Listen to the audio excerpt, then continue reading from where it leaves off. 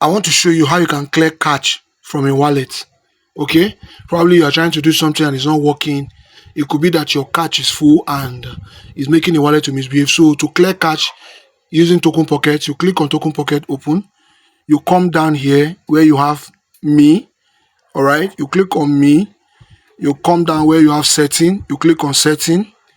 Then you scroll down to the end. You see clear cache.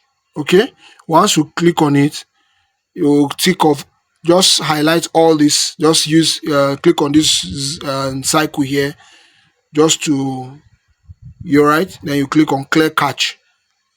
Okay, confirm, it's gone, you've cleared this part.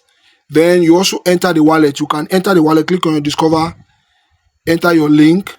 I don't know, whatever business you do, if it's Zen5, if it's Metaphor, whatever you are doing, you click on it and sign in, put your password. Once you sign in, then you look down here, look down here where you have these three dots. You click on it, then you see clear cache, this place again. You click on it and then wait for it to load. It's done. Then you can restart the process. Okay, once you've done that, you can restart the process.